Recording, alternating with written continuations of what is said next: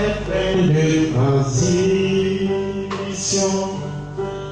Rien sur la terre ne peut rester. Espérons des choses éternelles. C'est l'immuable maître de Dieu. Le temps est plein de transition. Rien sur la terre ne peut rester. Que le nom du Seigneur Jésus soit béni. Que Dieu bénisse notre bien-aimé pour ce cœur. Nous devons tenir l'immuable main de Dieu. Quoi qu'apportent les années, si les amis nous abandonnent, nous devons nous attacher à lui. Je crois que le dernier couplet, c'est lorsque notre voyage sera terminé, alors notre âme gravie dans la gloire trouvera le vrai bonheur. Alléluia. Oui, c'est vrai, frère. Nous souffrons sur la terre parce que le Seigneur a voulu qu'il en soit ainsi. Mais il nous promet quelque chose de grand. Ce que le monde ne peut pas nous offrir, alors lui nous le donne gratuitement. C'est bon de savoir cela.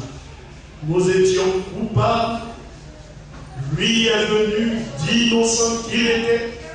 Il a dit, moi l'innocent, je viens pour prendre, porter sur moi toute votre culpabilité. Alléluia. Et la Bible nous dit, il nous a justifiés. C'est vrai, frère. Et il y a aussi ce cœur que le prophète aussi aimait chanter. Lui, je sais qu'il est vivant. C'est un cœur que le frère Bifoko a chanté. Mais quand vous lisez les brochures, vous voyez que le frère Branham chantait au Branham Tabernacle. Oui, bien-aimé, mourant humainement, ressuscitant, il me justifie. N'est-ce pas? Pour que je sois à jamais libre. Et si vous lisez le livre de Romains, la Bible nous dit que le Seigneur est mort pour nous et il est ressuscité pour notre justification. Voilà pourquoi lorsque nous croyons en lui, alors lui nous justifie. Il dit, vous étiez coupable, mon sang vous lave, vous blanchit, et aujourd'hui vous êtes innocents. Alléluia. L'œuvre de la grâce, le sacrifice de Christ accompli pour nous sur le bois du calvaire nous place dans la même position que Adam dans le jardin d'Éden, alors qu'il n'y avait pas de péché. Voilà ce que Christ fait pour chacun d'entre nous en enlevant le poids de la culpabilité de nos cœurs. En Romains, le chapitre 8, une parole forte nous a été donnée. Il n'y a plus de condamnation pour ceux qui sont en Christ Jésus. Parce que la loi de l'esprit de vie nous a affranchis de la loi du péché et de la mort. La condamnation, elle n'existe pas. Et nous chantons ce cœur. Il n'y a plus de condamnation pour ceux qui sont en Jésus-Christ. La loi de l'esprit de vie m'a sauvé de la loi du péché. Alléluia. C'est vrai, frère. Il n'y a plus de condamnation. C'est terminé. Que c'est bon d'être avec le Seigneur et dans le Seigneur. Que le nom du Seigneur soit béni. Nous allons voir un sujet tiré du livre de Jean, le chapitre 15, à partir du verset 22. Et nous avons un bien-aimé frère qui se trouve avec nous. c'est le frère Franck, je le vois de là. Le dimanche, alors que l'une des sœurs de Goûter était allée à la boutique pour payer quelque chose, alors il a manifesté le désir d'adorer le Seigneur. Et elle m'a dit, frère, me voici, il faudrait que vous preniez soin de ce frère. Et juste à la fin, j'ai pu demander son nom. Il m'a dit, c'est le frère Franck. Et il est tout juste derrière là. C'est celui qui repart les portables quand vous sortez juste du temple. Vous regardez une petite cabine qui est là, vers la boutique, à votre droite. Et vous voyez son lieu de travail. Amen. Que Dieu bénisse notre bien-aimé pour sa présence au milieu de nous. Amen. Et nous croyons que le Seigneur accepte tous ceux qui viennent à lui, sans exception. Et lui seul est celui qui nous perfectionne pour notre départ dans le ciel. Que Dieu nous bénisse. Amen. Le frère ami, à partir du verset 22 jusqu'au verset 27. Amen. Amen.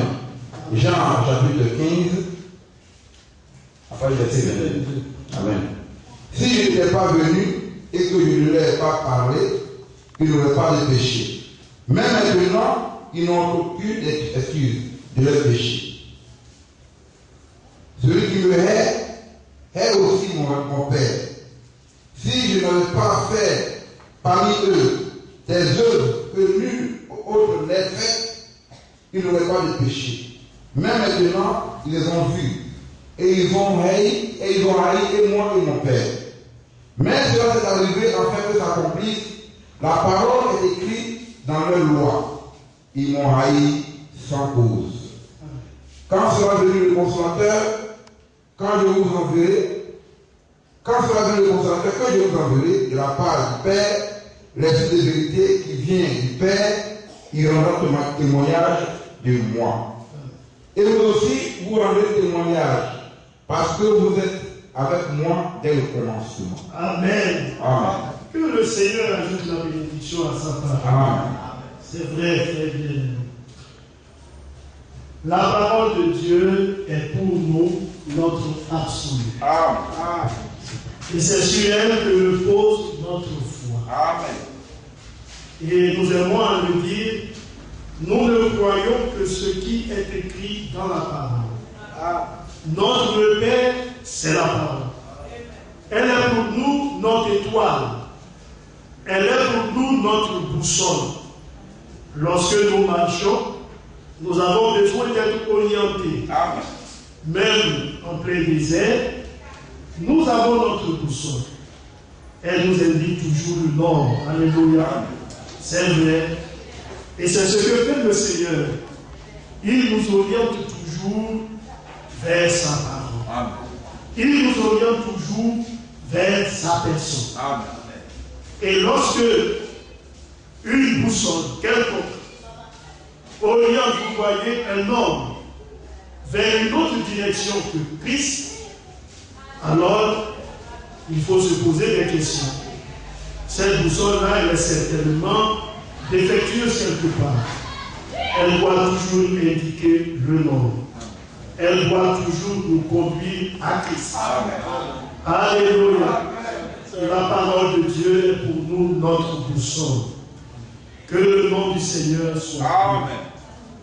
Verset 22, il dit, si je n'étais pas venu et que je ne leur ai point parlé, ils n'auraient pas de péché, mais maintenant, ils n'ont aucune excuse de leur péché. Alléluia. Amen. Et c'est là le sujet. Ils sont inexcusables. Oui, bien-aimés, notre Seigneur est la parole faite chair. Et vous savez que tout ce que fait le Seigneur, il le fait selon son plan à lui. Amen. Le Seigneur n'agit jamais dans le désordre et il ne fait jamais rien au hasard. Amen. Tout ce qu'il fait est le fruit d'une pure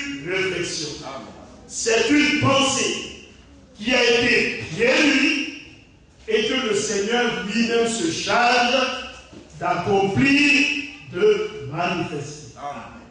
Alléluia. Amen. Et vous savez que dans le livre de Jean, pour ne pas dire Jean est celui-là, le disciple que le Seigneur aimait tant. Amen.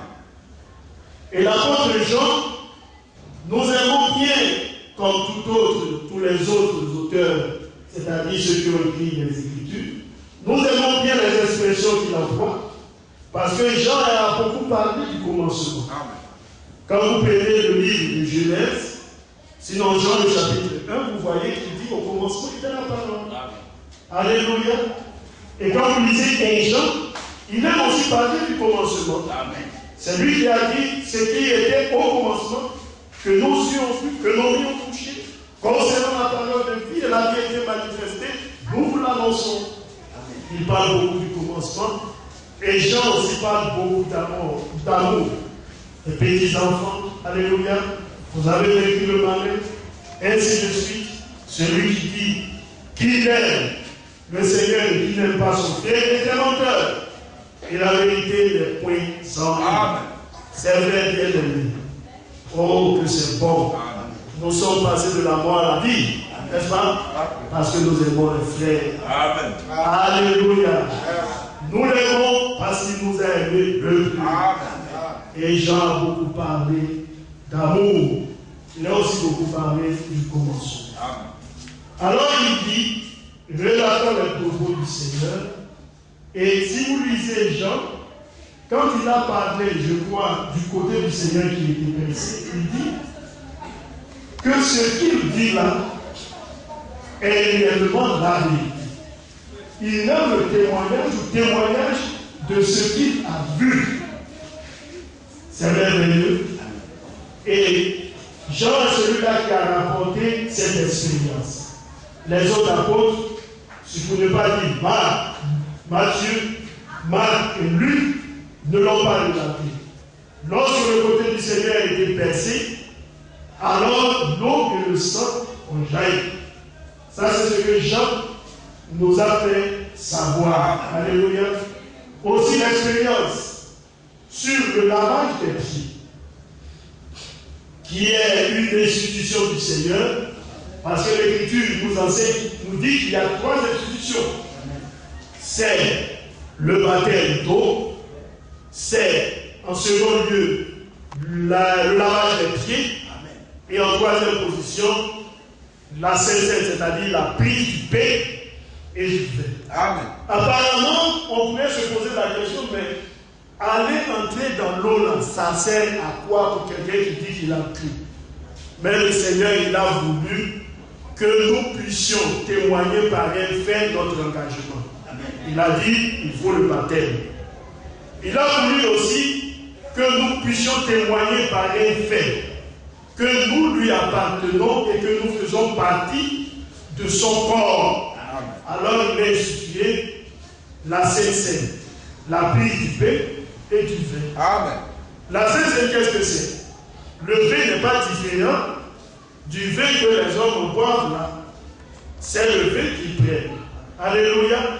Le pain, il n'est pas différent de la farine qui se vend. C'est la farine qu'on prend. Mais seulement, lorsque cela est confectionné, le pain par les serviteurs de Dieu, et qu'il est rendu grâce, alors ce n'est plus le pain qu'on peut manger sur soi. Amen. Ça révèle un caractère sacré. Amen. Et un caractère divin. Amen. Voilà pourquoi le Seigneur nous dit que celui-là qui s'approche du repas du Seigneur sans le discerner, il mange et boit un jugement contre lui-même. Mais si vous mangez votre pain à la maison, aussi longtemps que vous le voulez, il n'y a pas de jugement. Alléluia. Amen. Mais lorsqu'il est rendu grâce, alors c'est quelque chose qui est sacré. C'est quelque chose qui est divin. Et s'il est mal pris, ça devient quoi? Ça devient une profanation. Alléluia. Oh bien-aimé. Il dit, si je n'étais pas venu et que je ne leur ai point parlé, il n'aurait pas de péché. Alléluia. Et la venue de notre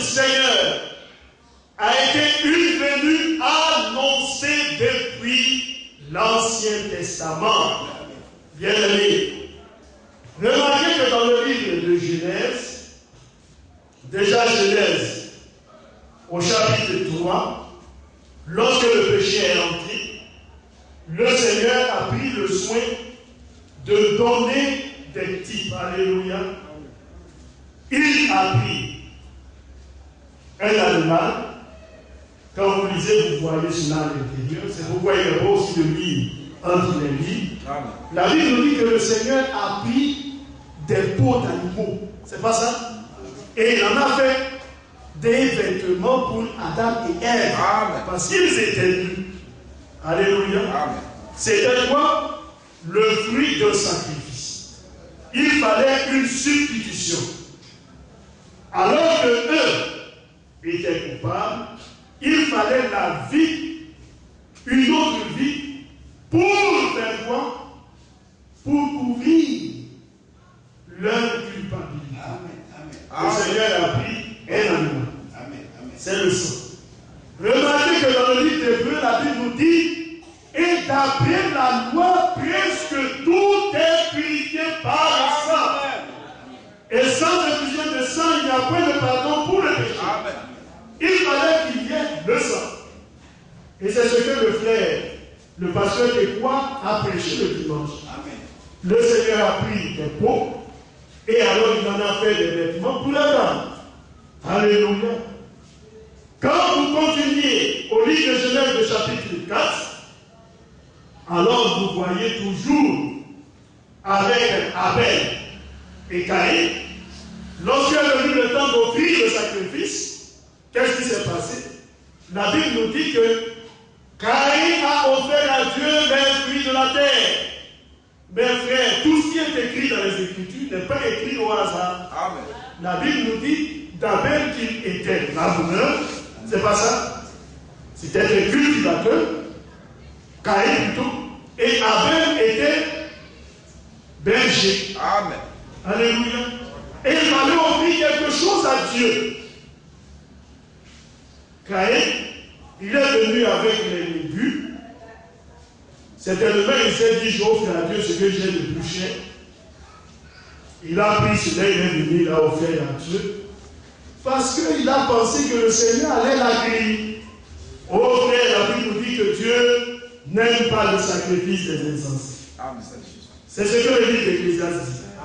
Quand tu entres dans la maison de Dieu, prends garde à ton pied, à ne pas lui offrir n'importe quel des sacrifices. Car le Seigneur, il a en honneur le sacrifice des insensés. Alors Caïn est venu, il a offert à Dieu les légumes. Et il a pensé que Dieu allait accueillir. Amen. Mais, Amen, lui, il avait la illumination. Amen. Hébreu nous dit que c'est par la foi. C'est pas ça? Amen. C'est par la foi qu'Abel offert à Dieu un sacrifice plus excellent que celui de Caïn. Amen. C'est la foi. Voilà pourquoi nous disons que la foi est une révélation. Amen. Amen.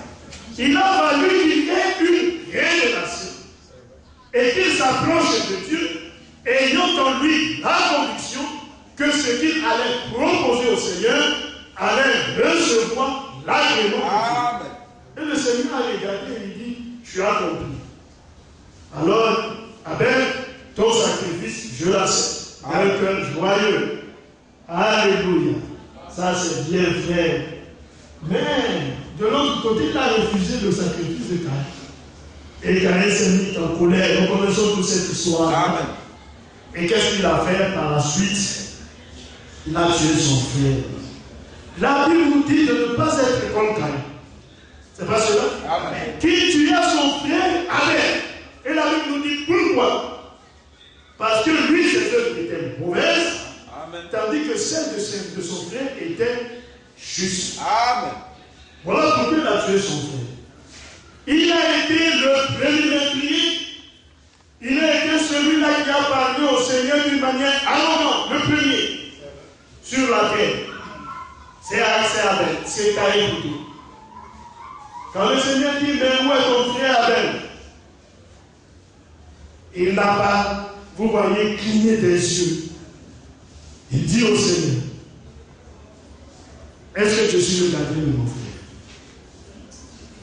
Oui. Tu m'as mis sur la terre pour être son gardien.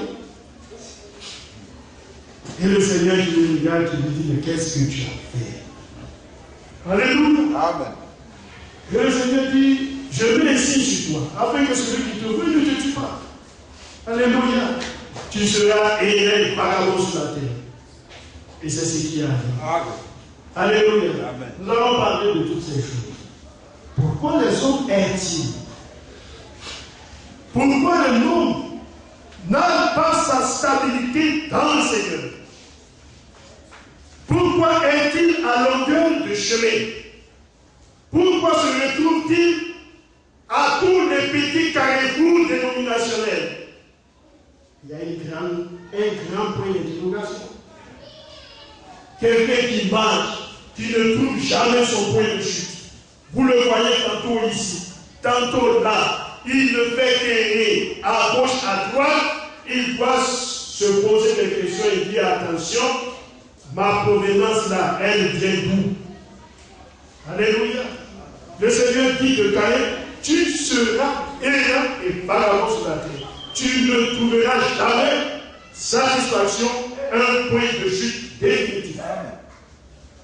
Et voilà ce qui est aussi la vie de certaines personnes. Vous allez les voir tantôt là. Nous avons reçu le message. Vous le voyez après manger à la nourriture dénominationnelle. Vous le voyez manger encore à autre chose. Vous savez comment est-ce que le prophète du temps de la fin appelait ces personnes? Il dit ce sont des corbeaux. Ils mangent la nourriture fraîche, la bonne nourriture, et aussi vous les voyez manger la charogne. Amen. Ce qui est pourri. Amen. Ou les vers sortent défectueux. Ils mangent le bon et le mauvais. Et cela ne lui fait absolument rien. Mais la colombe, elle ne le fera jamais. Amen. N'est-ce pas fait? Amen. Parce qu'elle n'a pas de Bible. Amen. Il faut manger du bien. Si elle mangeait autre chose que cela, elle mourrait. Amen. Et l'aigle, du haut des cieux, il aperçoit sa proie. Amen. De manière distincte, et quand il fond sur elle, il la plante. Et il mange à la nourriture fraîche. Amen. Là où se trouve la viande fraîche, c'est là que s'assembleront les aigles. Alléluia. Amen. Oui, bien-aimés frères. Alors le Seigneur, dans le livre de Genèse, le chapitre 4, il a montré par le sacrifice d'Abel qu'il devait avoir la venue du Messie. Amen. En Genèse toujours, le chapitre 3, le Seigneur dit, lorsqu'il pose la question à la femme, d'abord, je crois bien, c'est Adam. Adam lui dit, la femme, elle m'a induit en erreur. Il pose la question à la femme, elle dit, le serpent m'a séduit. N'est-ce pas? Je maudis le serpent. Et il dit à la femme, je mettrai inimitié entre toi et le serpent. N'est-ce pas? Amen. Entre ta postérité et sa postérité. Amen. Lui te blessera le talon, il va te mordre le talon et toi tu lui écraseras la tête. Amen. Alléluia. C'était l'annonce de la venue du Messie. Amen. Notre Seigneur qui devait venir naître au travers d'une vierge en la personne de Marie. Alléluia. C'est vrai. Pour écraser la tête du diable. Amen. Et c'est ce qu'il a fait. La Bible nous dit qu'il a livré un spectacle public, triomphant de lui sur le point du calvaire. Il lui a manqué toute sa puissance et toute sa force. Amen. Il a triomphé de lui. Alléluia. C'est ce qu'il a fait. Alors le diable, il ne peut aucunement rien faire. Il devient impuissant. Impuissant devant ceci beau et ceci bon. Philippiens nous dit que tout genou, parce qu'il a été obéissant, n'est-ce pas? Jusqu'à la mort de la croix, Dieu l'a élevé au-dessus de tout nom.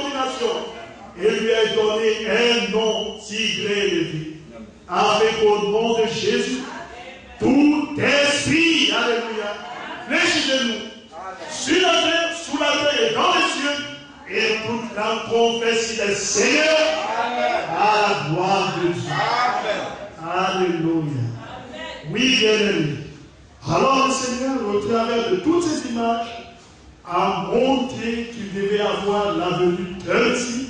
C'était la solution face au péché. La solution face à la mort. Alléluia. C'est un vrai fait. Et remarquez que dans le livre de Genèse 49, pour ceux qui prennent les notes, au verset 10, la Bible nous dit qu'aussi il allait avoir la venue du Shiloh. N'est-ce pas? Oh, celui-là qui appartient à toutes choses. N'est-ce pas? Toutes choses lui appartiennent. Et là, c'est notre Seigneur.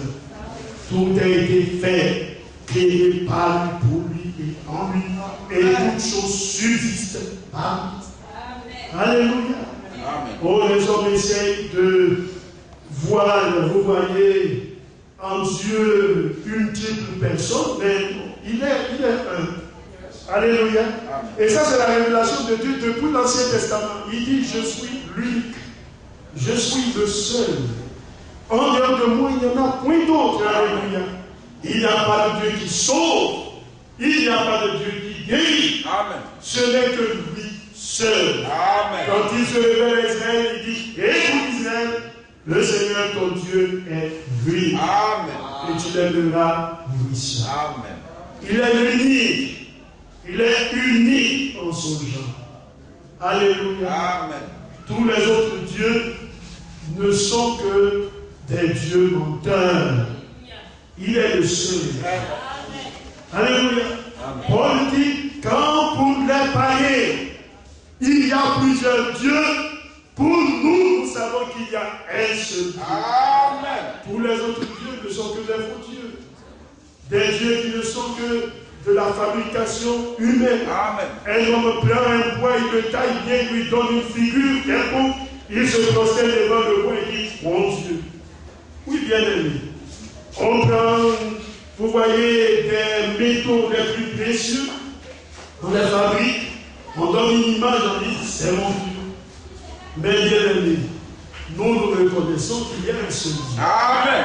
Celui qui a fait les cieux et la terre. Amen. Celui-là qui a dans sa main le souffle de chaque être humain. Il dit des oiseaux des cieux, ils ne tombent pas en terre sans que ce ne soit la volonté de mon Père Céleste. C'est lui. Il détient dans sa main notre vie. Même celle des animaux. Quand le chasseur le plus habile s'arme de son fusil et tire sur la proie, si le Seigneur n'a pas décidé que ce jour, la proie serait tuée, elle échapperait à la bataille. Alléluia. Oui, bien aimé. C'est cela la réalité. Vous avez des animaux aujourd'hui qui vivent des centaines d'années. Oui, bien aimé. Je vois qu'il est dit de la tortue, elle vit des centaines d'années. Oui, bien aimé frère. Mais pour autant, il y a des tortues qu'on attrape. Alléluia. Amen. Mais le Seigneur permet aussi que les tortues vivent des centaines d'années. Qui le fait? C'est lui qui le fait. Alléluia. Oui, bien aimé. Alors il dit, si je n'étais pas venu et que je ne leur ai point parlé, il n'aurait pas de péché. Et dans le livre des Psaumes, la Bible nous dit, je raconterai les décrets, c'est pas ça? L'Éternel m'a dit, tu es mon fils et aujourd'hui je t'ai engendré. Amen. Il dit, demande-moi les nations, je te les donnerai pour héritage. Oh, que c'est beau, frère. Notre bon Seigneur, il est le prince des rois de la terre. C'est lui un jour qui s'asseyera sur le trône de David et qui régnera comme étant roi. La Bible nous dit qu'il est le roi des rois et le Seigneur des seigneurs. Et un beau jour, lui s'asseyra sur son trône et il régnera. Amen. Oh, que c'est beau, frère. Amen. La Bible nous dit, de Satan qu'il sera lié. N'est-ce pas merveilleux, frère? Celui qui trouble toutes les nations. Alléluia. Celui qui crée tous les guerres. Oh bien-aimé, les hommes ont du mal à manger, il y a des familles un peu partout. Mais un jour, le Seigneur se saisira de lui et lui dira à Satan, tu dois aller un peu en prison. N'est-ce pas? Oh, Apocalypse chapitre 20. Il sera enchaîné. Et il sera jeté, je crois, dans cet avis. Et alors, le monde connaîtra ce que c'est que la paix de Dieu. Amen. Alléluia. Oh, que c'est merveilleux, frère. Le loup et l'agneau seront côte à côte sans que l'agneau ne craigne pour ça. N'est-ce pas, merveilleux? Amen. Alors Dieu va regarder le loup et dit maintenant tu dois goûter un peu l'herbe. Il faut manger l'herbe. Alléluia. Oui. Alors le petit enfant ira mettre sa main dans le trou de la vipère. Et alors le Seigneur dira à la vipère, tu n'as pas le droit de le mordre. Amen. N'est-ce pas merveilleux, frère? Amen. Il n'y aura plus ces hommes frustrés au coin des rues en train de, vous voyez, l'argent des autres. Toutes ces choses viennent disparaître. Amen. Alléluia. Oui, bien. Alors le Seigneur dit, si je n'étais pas venu et que je ne l'avais pas vu, il n'aurait pas eu de péché. Oh bien-aimé. Et remarquez que dans le livre de Genèse de chapitre 6, le Seigneur a fait quoi? Il dit à son serviteur Noé, fais-moi un arche.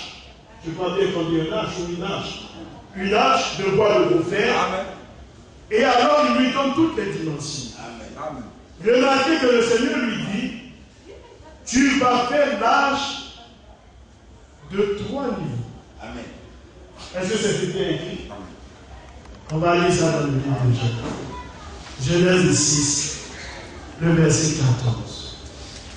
Oh bien-aimé, vous savez quand le Seigneur parle, il parle aussi en type.